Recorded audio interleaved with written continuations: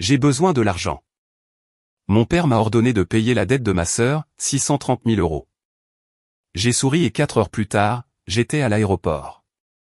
Venu chercher l'argent, il n'a trouvé qu'une porte close et une boîte. En l'ouvrant, il s'est mis à hurler. Mon père n'a pas demandé. Il a ordonné. 3 coups secs ont frappé à la porte de mon appartement, si fort qu'il résonnait comme le marteau d'un juge. J'ai ouvert, et il était là, remplissant l'encadrement de la porte avec ce genre d'autorité qu'il avait exercé sur moi toute ma vie. Je suis Nathalie Laurent, 38 ans, experte comptable judiciaire à Paris, et ce soir-là, j'avais déjà passé des années à nettoyer des dégâts qui n'avaient jamais été les miens. Il m'a fourré un dossier entre les mains. 630 000 euros. J'ai besoin que le virement soit fait demain avant midi. Sans aucun retard. Derrière lui se tenait ma sœur, Camille, les yeux rouges, tremblante, enveloppée dans cette même allure vulnérable qui l'avait sauvée plus de fois que je ne pouvais le compter. Son mari, Damien, avait fait un autre pari imprudent, provoqué un autre effondrement, un autre désastre livré d'une manière ou d'une autre sur le pas de ma porte comme une facture estampillée au nom de la famille. J'ai ouvert le dossier. Dette de marge. Avis de retard. Garantie personnelle. La signature de mon père. Les excuses de ma sœur. Mon argent. J'ai levé les yeux et souri juste assez pour le mettre mal à l'aise. Vraiment, ai-je demandé. Il a pris ce sourire pour une capitulation. C'était toujours le cas. 4 heures plus tard, j'étais à l'aéroport avec une valise, un billet aller simple et un plan qui me coûterait bien moins cher que de rester ne l'avait jamais fait. Le lendemain, quand mon père est venu récupérer l'argent, il a trouvé une porte verrouillée, un appartement vide et une boîte sur le palier avec son nom écrit en gros sur le dessus. Et quand il l'a ouverte, il a commencé à hurler. Avant que je ne vous dise ce qu'il y avait à l'intérieur de cette boîte, et pourquoi mon père ne m'a plus jamais regardé de la même façon, dites-moi d'où vous regardez cette vidéo et quelle heure il est chez vous en ce moment. Je veux voir jusqu'où cette histoire voyagera ce soir.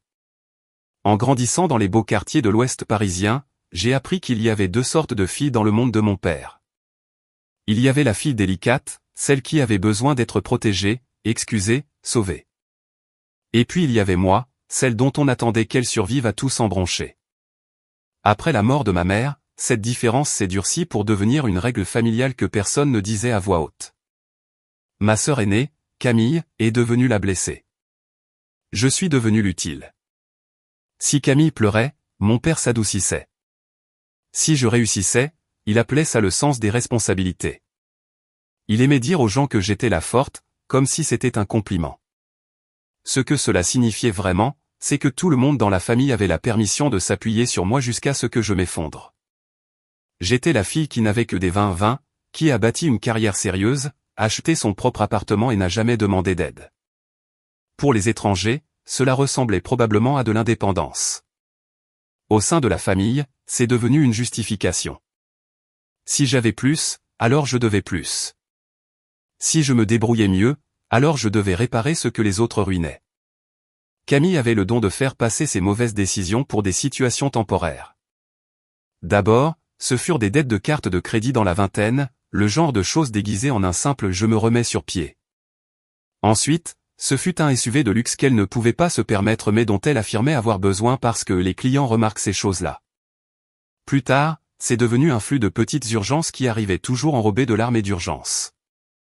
Des retards de loyer, des paiements manqués, une idée de boutique qui est morte en 6 mois, un voyage de réinitialisation mentale à Cannes que j'ai fini par payer après que mon père a dit qu'elle était trop fragile pour supporter une autre déception. Damien n'a fait qu'aggraver les choses.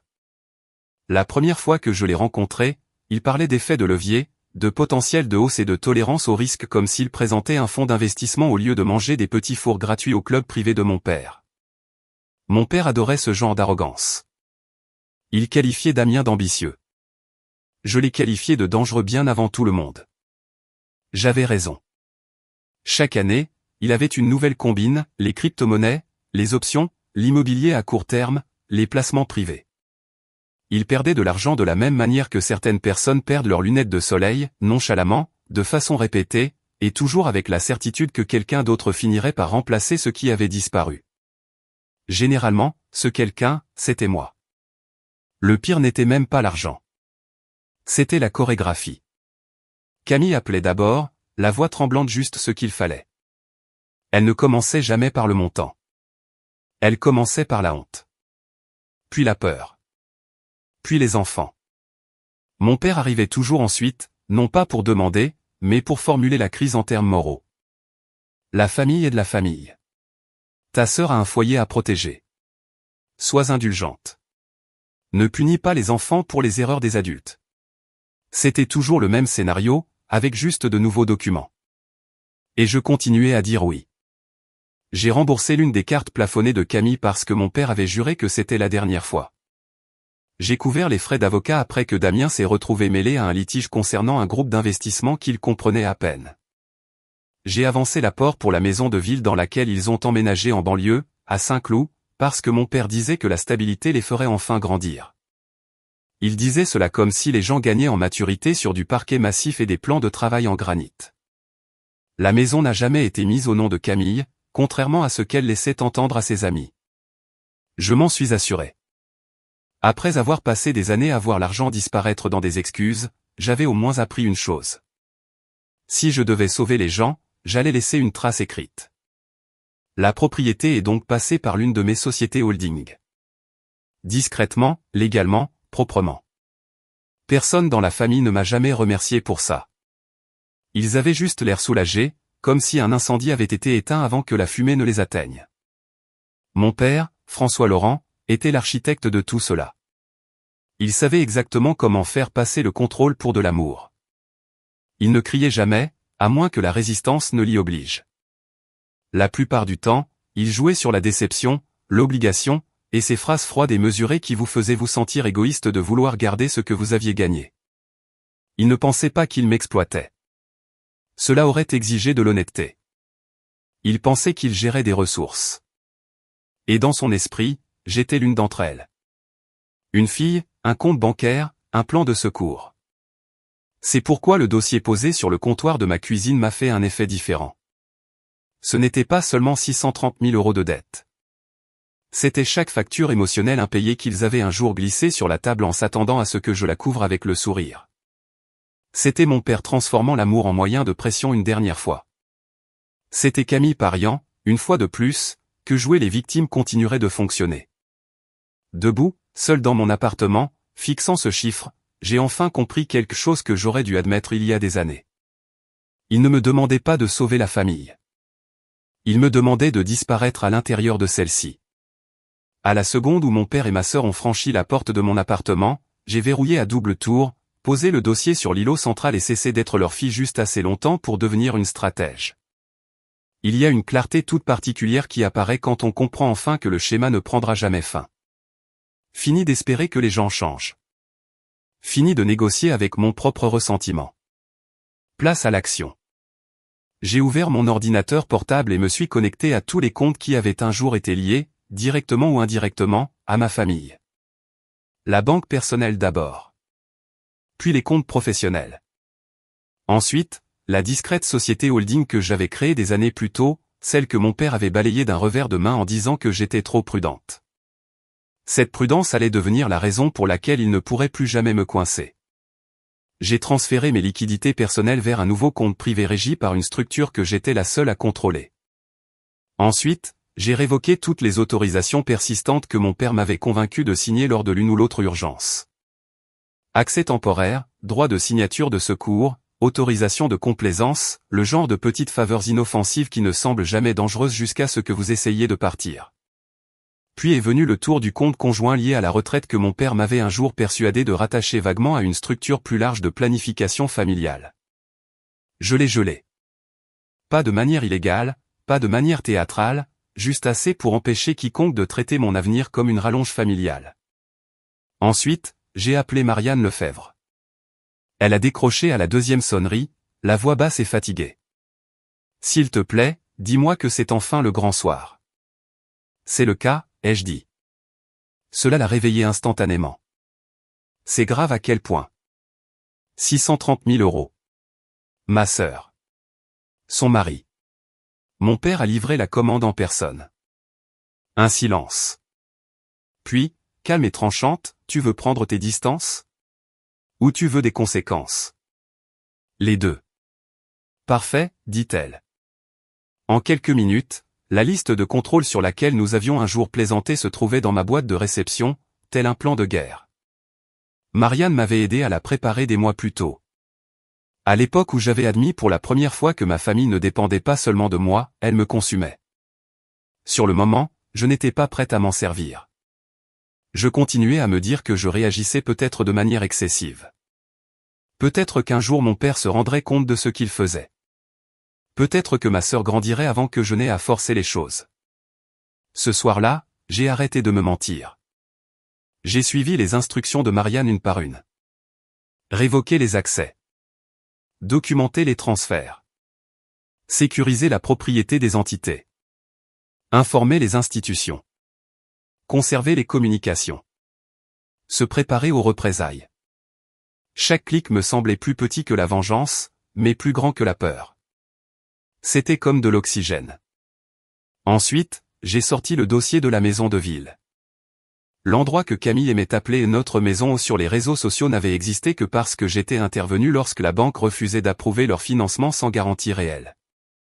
J'avais structuré l'accord via ma SARL après que les chiffres de Damien soient revenus comme un signal d'alarme. Je m'étais dit à l'époque que c'était juste une protection intelligente, que j'aidais sans être imprudente. Maintenant, pour la première fois, j'admettais ce que c'était vraiment, une laisse. Pas sur eux, sur moi. Chaque sauvetage avait créé une chaîne supplémentaire sur laquelle ils pouvaient tirer dès qu'ils étaient suffisamment désespérés.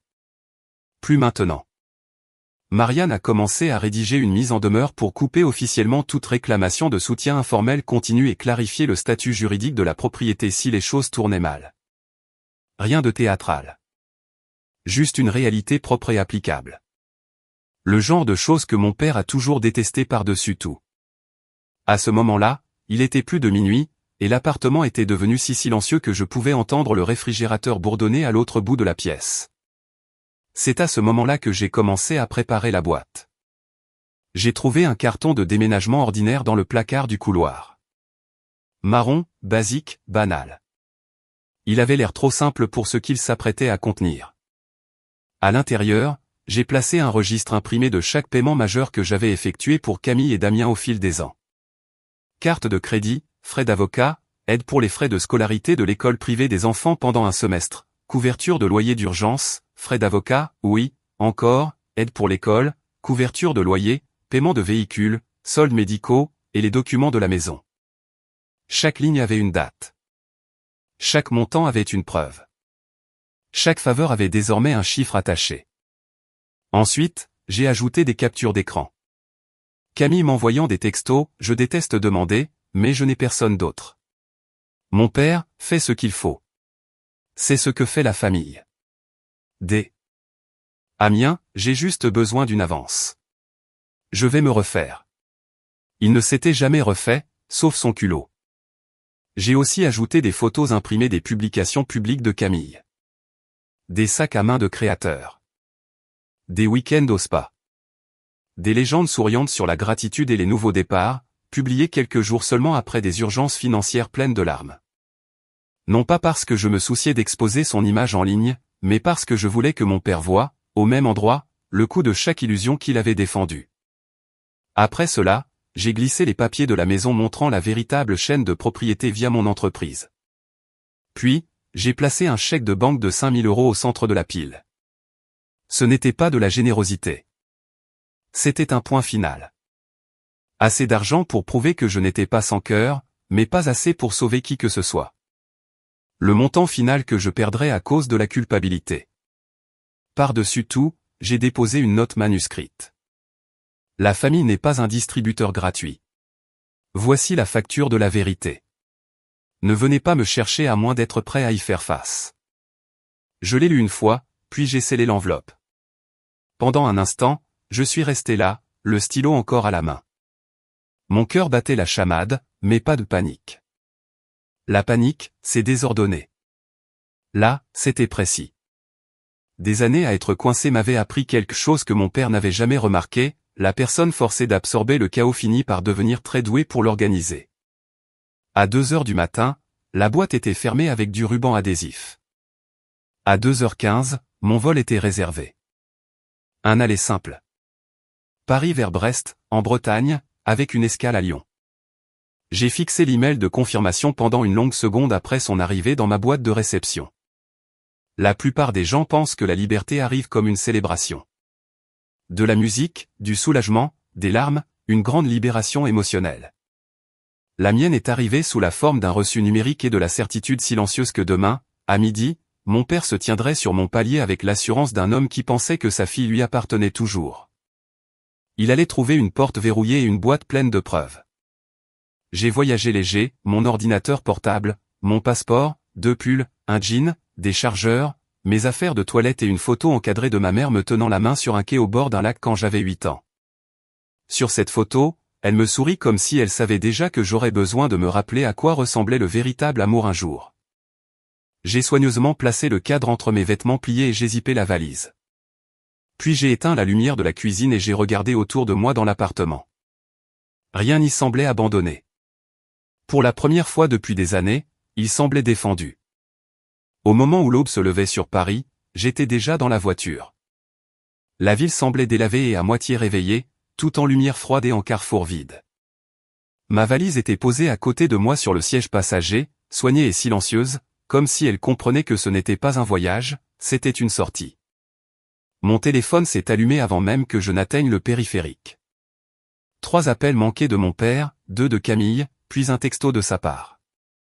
Ne rends pas les choses plus difficiles qu'elles ne le sont, midi veut dire midi. J'ai laissé échapper un rire si court qu'il comptait à peine. Même maintenant, il écrivait comme un homme donnant des instructions à un employé, et non comme un père parlant à sa fille. À un feu rouge, un autre message est arrivé, de Camille, s'il te plaît, ne fais pas ça. Les enfants ont déjà peur. C'était toujours la même tactique. La peur en premier, les enfants ensuite, la responsabilité en dernier. J'ai retourné le téléphone face vers le bas et j'ai continué à conduire. L'aéroport Charles de Gaulle était son habituel tourbillon de valises à roulettes, de files d'attente pour le café et de gens se déplaçant avec détermination avant même que le soleil ne soit complètement levé. Personne ne m'a regardé 2 fois. J'en étais reconnaissante. Il y a un réconfort étrange à être anonyme le matin où vous cessez de porter le fardeau de tout le monde. Au contrôle de sécurité, l'agent a jeté un œil à ma carte d'embarquement et a demandé « Affaires ou personnel ?» Quelque chose comme la liberté, ai-je répondu avant de pouvoir me retenir. Il a souri en coin, m'a fait signe de passer, et ce fut tout. À la porte d'embarquement, j'ai acheté un café noir et me suis assise près de la fenêtre, regardant les avions fendre le ciel pâle du matin. Mon téléphone a vibré encore et encore dans mon sac, mais je n'ai pas répondu. Je n'avais pas besoin d'entendre la voix de mon père pour savoir à quoi elle ressemblait. De l'impatience. Des ordres. L'indignation qui chauffait déjà dans sa gorge.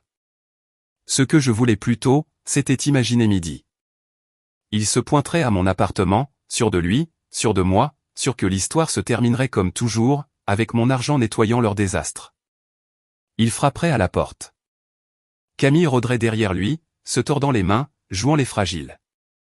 Puis l'un d'eux remarquerait la boîte, et tout basculerait. Lorsque l'embarquement a été annoncé, je me suis levé, j'ai pris ma valise et j'ai avancé sans me retourner. Le temps que l'avion s'élève au-dessus de la ville, j'avais déjà éteint mon téléphone. Sous moi, Paris se réduisait à des blocs, du verre et de la distance. Quelque part dans ce quadrillage se trouvait mon père, croyant toujours que le contrôle et l'amour étaient la même chose. Dans quelques heures, il allait apprendre la différence. À 12h17, la caméra de ma sonnette a envoyé une alerte.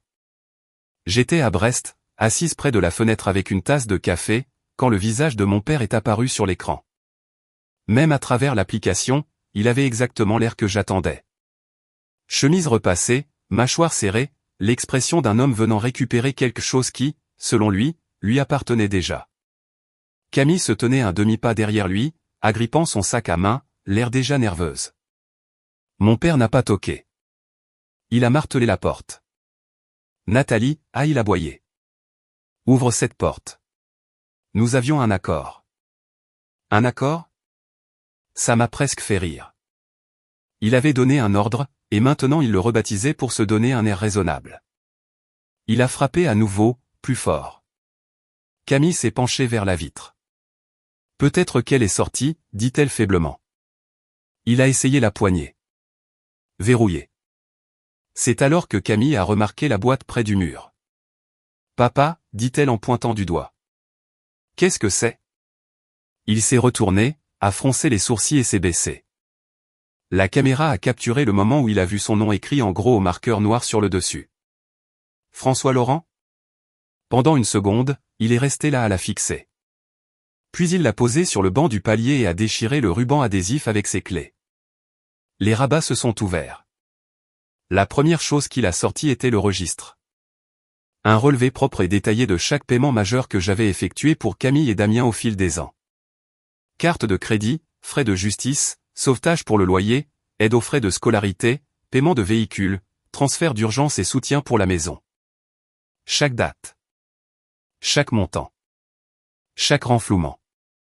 Il a feuilleté les pages vite, puis plus vite encore. Camille s'est penchée. « C'est quoi ça ?» Il n'a pas répondu. Ensuite sont venues les captures d'écran. Mes messages. Ses messages. Les messages de Camille. Les messages de Damien. Chaque supplication. Chaque chantage affectif. Chaque promesse que ce serait la dernière fois. Camille a attrapé une feuille, l'a lue et a pâli. Elle a imprimé nos textos ? Non, dit doucement mon père. Elle les a documentés. Ce mot a frappé d'autant plus fort qu'il était vrai. Puis il a trouvé les documents de la maison, acte de propriété, déclaration de l'entreprise, structure d'achat, la preuve que la maison que Camille aimait appeler la sienne sur Internet n'avait jamais été légalement la sienne. Je l'avais sécurisée via ma société holding lorsque la banque avait refusé de faire confiance aux finances de Damien, et que mon père m'avait poussé à intervenir pour la famille. Camille a secoué la tête. Non, ce n'est pas possible. Mon père a continué à lire, mais c'était bien réel. Puis il a trouvé la mise en demeure de Marianne. Courte, froide, définitive. Tout soutien financier informel avait pris fin. Toute tentative future d'utiliser mon nom, mes comptes ou mes entités se ferait par l'intermédiaire de mon avocate. Toute supposition selon laquelle je continuerais à financer leur vie était terminée. La voix de Camille s'est brisée. Elle a pris une avocate ? Mon père n'a rien dit. Il fixait déjà le chèque de banque. 5 000 €. À l'intérieur de l'enveloppe, j'avais écrit « Le dernier argent que vous obtiendrez de moi ». Camille l'a regardé avec incrédulité. 5 000 €? C'est tout ? Exactement. Puis mon père a ouvert la note. Il l'a lue à voix haute, presque par accident. La famille n'est pas un distributeur gratuit. Voici la facture de la vérité. Ne venez pas me chercher à moins d'être prêt à y faire face. Le silence est tombé sur le palier. Camille a craqué en premier. Elle ne peut pas faire ça. Elle ne peut pas nous abandonner comme ça. Mon père a continué à regarder les papiers éparpillés dans ses mains et sur le sol. Le registre. Les captures d'écran. Les documents légaux. Des années de dépendance disposées si clairement que personne ne pouvait plus prétendre que c'était de l'amour. Ce qui l'a brisé, ce n'est pas la colère. Ce sont les preuves. Des preuves qui transformaient chaque urgence familiale en un schéma répétitif, chaque faveur en transaction, chaque excuse en preuve. La respiration de Camille s'est faite plus saccadée. Alors, qu'est-ce qu'on est censé faire maintenant ? Pour la première fois de ma vie, mon père a semblé plus petit que sa propre fierté. Nous aurions dû nous arrêter avant d'en arriver là, a-t-il dit. Camille l'a dévisagé. C'est ça ta réponse ? Il n'a pas répliqué. Il s'est assis lentement sur le banc, une main sur la bouche, fixant la boîte comme si elle s'était ouverte sous lui au lieu de devant lui. Puis il a dit, presque dans un murmure, on l'a perdu. Camille a commencé à pleurer pour de bon après ça. J'ai regardé l'écran en silence, ressentant quelque chose que je n'avais pas ressenti depuis des années. Pas du triomphe. Pas de la culpabilité. Du soulagement. Parce que mon père n'était pas venu chez moi pour y trouver l'obéissance. Il y avait trouvé la fin de son accès. Et ma sœur n'avait pas trouvé un nouveau sauveur. Elle avait trouvé la première facture qu'elle ne pouvait pas rendre. Les retombées n'ont pas explosé d'un seul coup. Elles se sont propagées comme le font les vrais dégâts. Doucement au début, puis partout. Le lendemain matin du jour où mon père a ouvert la boîte, je me suis réveillé avec 3 emails de Marianne. Pas de salutations. Pas de mots inutiles. Juste des mises à jour. François Laurent a été prié de justifier plusieurs décisions financières irrégulières liées aux autorisations de dépenses de l'entreprise. Vos inquiétudes passées concernant les transferts internes non documentés sont actuellement en cours d'examen. Ne répondez à aucun contact direct de la famille. Laissez les avocats s'en charger. J'ai lu chaque message 2 fois, puis j'ai posé mon téléphone et j'ai regardé l'Atlantique gris. Quelque part, là-bas, à Paris, la machine des conséquences s'était enfin mise en marche sans que j'aie besoin de la pousser. C'était la partie que mon père n'avait jamais comprise. Il a toujours pensé que j'étais la chose qui maintenait son monde en un seul morceau parce que je continuais à payer pour ça. Mais l'argent n'était que la moitié du problème. Ce qui empêchait vraiment leur vie de s'effondrer, c'était mon silence. Ma volonté d'absorber l'insulte, de ravaler le ressentiment et de faire en sorte que leur dysfonctionnement ait l'air surmontable. Une fois que j'ai retiré cela, tout ce qui était fragile a commencé à se fissurer. À la fin de la semaine, Camille avait appelé de 3 numéros différents. Je n'ai répondu à aucun d'eux. Elle a laissé des messages vocaux de toute façon. D'abord en colère, puis suppliant, puis furieux à nouveau. Nathalie, c'est allé trop loin. Nathalie, s'il te plaît, rappelle-moi. On peut s'arranger. Comment as-tu pu faire ça à ta propre famille? Ce dernier message m'a presque impressionné. Même maintenant, avec les murs qui s'effondraient, elle voulait toujours que l'histoire porte sur ma cruauté plutôt que sur sa dépendance. Damien a disparu au bout du 4e jour. Pas de façon dramatique. Pas de façon permanente. Juste de la manière lâche et prévisible dont les hommes comme lui partent quand la facture devient réelle. Une minute il gérait la situation, la minute suivante il était hors de la ville pour des réunions. Personne ne pouvait vérifier. Laissant Camille seule avec un solde bancaire qui fondait et une vie qu'elle n'avait jamais vraiment su entretenir. Le prochain email de Marianne est arrivé 2 jours plus tard. Le conseil d'administration a lancé un audit formel. Votre père subit des pressions pour se mettre en retrait en attendant les conclusions. Carte de l'entreprise gelée. Accès limité. Il est en colère, mais la colère n'est plus synonyme de contrôle. J'ai relu cette dernière ligne plus longtemps que les autres. La colère n'est plus synonyme de contrôle. C'était ça, le véritable effondrement. Pas l'argent. Pas le titre. Pas même la honte. Pour la première fois de sa vie, mon père pouvait s'enrager autant qu'il le voulait, rien n'allait en sa faveur. Plus de filles transférant des fonds d'urgence, plus d'appels téléphoniques rapides pour lisser les dégâts, plus de nettoyage silencieux après le naufrage. Juste un homme debout au milieu de ses propres conséquences, découvrant que le volume de la voix n'équivaut pas au pouvoir. La situation de Camille s'est détériorée plus vite encore. Sans mon soutien et sans le coup de bluff de Damien pour maintenir l'illusion autour d'elle, la maison est devenue impossible à entretenir. Les avis d'avocat à avocat étaient clairs. Il y aurait une transition légale, pas une dispute familiale. Aucun hurlement sur mon palier ne pouvait changer la paperasse. Aucune larme ne pouvait refinancer la réalité. Elle a essayé, bien sûr. Un soir, Marianne m'a transféré les images de la caméra extérieure d'un voisin. Camille était de retour à mon appartement de Paris, debout sous la lumière du porche, son mascara coulant, s'agrippant à la rambarde à 2 mains comme si elle pouvait maintenir l'ancienne version de sa vie en place par la force. « Nathalie » criait-elle vers les fenêtres sombres.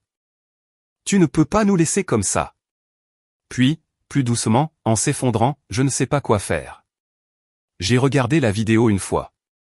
Puis une seconde fois. Et j'ai finalement compris quelque chose de moche mais nécessaire.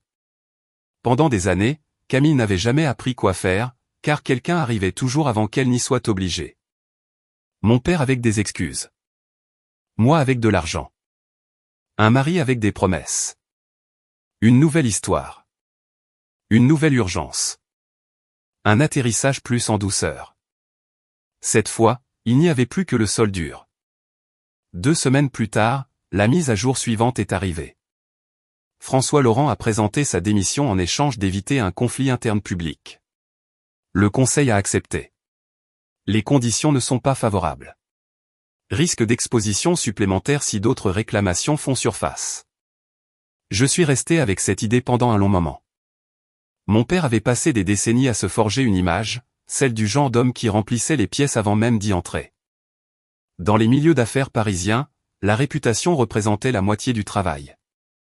Les hommes comme lui survivaient grâce à la fermeté, la prévisibilité, et l'illusion que tout ce qui se passait sous leur toit était sous contrôle. Maintenant, plus rien ne l'était. Il n'a pas été escorté menottes au poignet. Cela aurait été trop théâtral. Trop propre.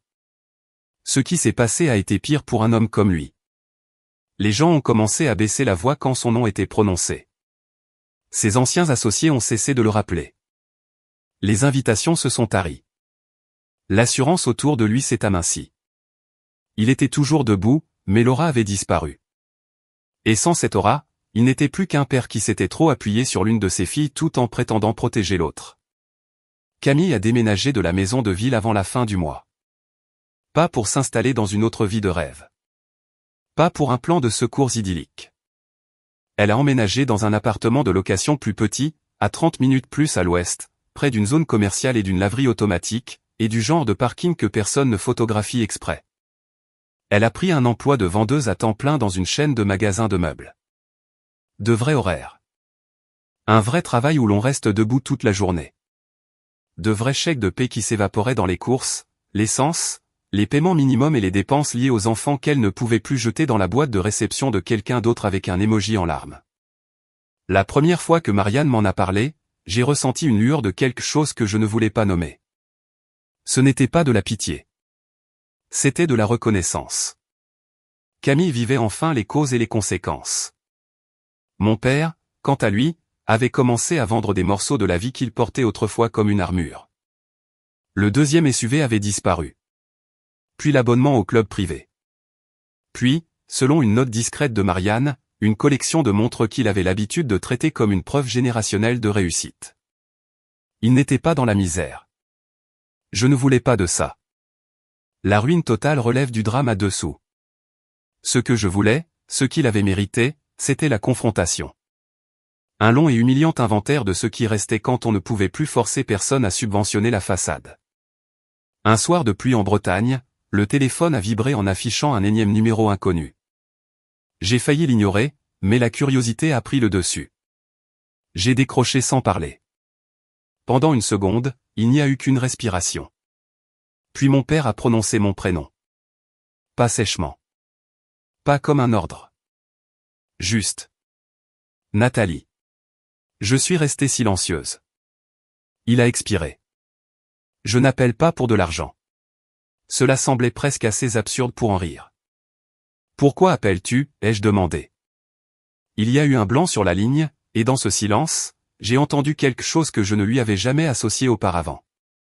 De l'incertitude. Je ne sais pas, a-t-il admis. Peut-être parce que tout est devenu si calme que je peux enfin entendre ce que j'ai fait. Je n'ai rien dit. Il a continué, la voix plus basse maintenant. Camille est en colère. Damien est parti. L'entreprise n'est plus à moi. Et pour la première fois, plus personne ne me dit que j'ai quand même raison. À l'extérieur de la fenêtre de ma location, le vent poussait fort contre la vitre. À l'intérieur, je me suis adossé à ma chaise et je l'ai laissé parler. Je pensais que je maintenais cette famille unie, a-t-il dit. Je pensais que je protégeais les gens. Non, ai-je dit d'un ton neutre. Tu m'attribuais le coup. Ça l'a blessé.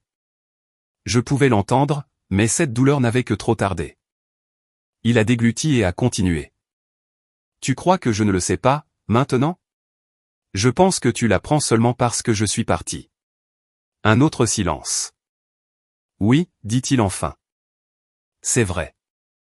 J'ai fermé les yeux. Pendant des mois. Peut-être des années.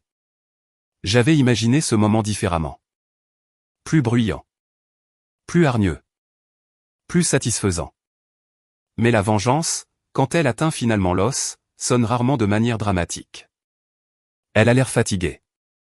Honnête, si vous avez de la chance. Vide, si vous n'en avez pas. Je ne peux pas réparer ça, dit-il. Ce n'est pas ce qu'on te demande, ai-je répondu. On te demande de vivre avec. Il a laissé échapper un souffle qui semblait plus vieux que dans mes souvenirs. Je crois que c'est ce que je fais. Quand l'appel s'est terminé, je suis resté longtemps assis sans bouger. Dehors, Les vagues continuaient de s'écraser contre le rivage, patientes et indifférentes. Et quelque part à Paris, la vie qui s'était autrefois nourrie de ma soumission apprenait à quel point la réalité pouvait coûter cher quand personne ne se portait volontaire pour amortir la chute. C'était la leçon qu'aucun d'eux ne voulait. Mais c'était la seule qui avait eu une chance de les changer un jour. 3 mois plus tard, le silence ne ressemblait plus à une punition. Il semblait mérité. À ce moment-là, la Bretagne m'avait changé de façon subtile. Les matins étaient plus lents. L'air sentait le sel et les pins au lieu de la circulation et de la pression. J'ai loué un petit endroit près de l'eau et j'ai recommencé à travailler à distance, en ne prenant que les dossiers de comptabilité dont j'avais envie. Le week-end, je faisais du bénévolat dans un centre de ressources locales pour les femmes et j'aidais à animer de petits ateliers d'éducation financière. Au début, je pensais être là pour enseigner la gestion de budget et les limites. La vérité, c'est que j'apprenais encore les deux moi-même. Un soir après un atelier, j'ai regardé mon téléphone et j'ai vu un texto de Camille. J'ai tenu 60 jours au travail. À temps plein. Aucune absence. Un deuxième message a suivi. Je ne pensais pas pouvoir le faire. J'ai fixé l'écran un moment avant de répondre. Mais tu l'as fait. Elle a appelé une semaine plus tard. Pour une fois, il n'y avait pas de larmes préparées à l'avance. Pas de terrain préparé en douceur pour demander une faveur. Juste de l'honnêteté. Je t'ai détesté pendant un moment, a-t-elle admis. Puis j'ai détesté papa. Puis Damien. Puis moi-même. Maintenant, je suis juste fatigué. Je n'ai rien dit. Elle a poursuivi, la voix basse et dépouillée de toute mise en scène. Je pensais vraiment que quelqu'un interviendrait toujours. Je pensais que tu le ferais. Je ne savais pas à quel point ma vie était construite sur cette idée. C'était la première chose vraiment honnête que j'entendais d'elle depuis des années. Je travaille, dit-elle. Je rembourse mes dettes. Les enfants vont bien. J'ai toujours honte, mais je comprends maintenant. Le fait que tu ne m'aies pas sauvé est peut-être la seule chose qui m'ait aidé. Oui, ai-je dit doucement. C'est probablement le cas. Elle a expiré. Je suis désolé, Nat. Je crois qu'elle le pensait vraiment. Non pas parce qu'une excuse efface quoi que ce soit, mais parce que cette fois, elle n'essayait plus de déverrouiller mon compte bancaire. Mon père a appelé 2 semaines plus tard. Sa voix aussi était différente, plus petite, prudente. J'ai rejoint un groupe de parole, a-t-il dit. Des hommes de mon âge. Des hommes qui ont construit leur vie autour du fait d'être obéis et qui apprennent seulement maintenant que ce n'est pas la même chose qu'être respecté. Je me suis adossé à ma chaise et j'ai écouté. Puis il a dit la seule chose que j'avais besoin qu'ils comprennent depuis des années. Je n'arrêtais pas de me dire que je protégeais cette famille, a-t-il dit, mais je protégeais un de mes enfants en consumant l'autre. Cette phrase a frappé fort parce qu'elle était vraie. Je t'ai appris à porter le fardeau, a-t-il continué. Je ne t'ai jamais appris que l'amour n'était pas censé s'accompagner d'une facture. Pendant un instant, je n'ai pas pu répondre. Puis j'ai dit, merci de l'avoir dit si clairement. Quelques jours plus tard, il m'a envoyé une carte postale avec un court mot, j'apprends la différence entre le contrôle et l'amour. Je l'ai épinglé au-dessus de mon bureau, non pas comme un pardon, mais comme la preuve que la vérité l'avait enfin atteint. Cette nuit-là, je suis descendu seul sur le rivage et je suis resté là à écouter les vagues. Et j'ai compris la leçon plus clairement que jamais. La famille n'est pas un permis d'utiliser quelqu'un. L'amour ne se mesure pas à la quantité de douleur que vous pouvez absorber en silence. Et le sacrifice cesse d'être noble au moment où il devient le prix à payer pour être accepté. Pendant des années, j'ai cru qu'être une bonne fille signifiait réparer ce que tous les autres avaient cassé. Je pensais que la loyauté signifiait l'endurance. Je pensais que l'amour signifiait donner jusqu'à ce qu'il ne reste plus rien de moi. J'avais tort. Le véritable amour a des limites. Une vraie famille les respecte. Et parfois, s'éloigner n'est pas de la cruauté. C'est la seule façon honnête de mettre fin à un schéma toxique. Je ne me suis pas volatilisé pour détruire ma famille. Je me suis volatilisé pour enfin cesser de disparaître à l'intérieur d'elle. Quand je suis rentré chez moi, la lumière du porche était déjà allumée. Personne n'attendait là. Pas de poing martelant la porte. Pas de dossier, pas d'exigence. Seulement le bruit de la mer, l'air froid et pur, et une vie qui m'appartenait enfin.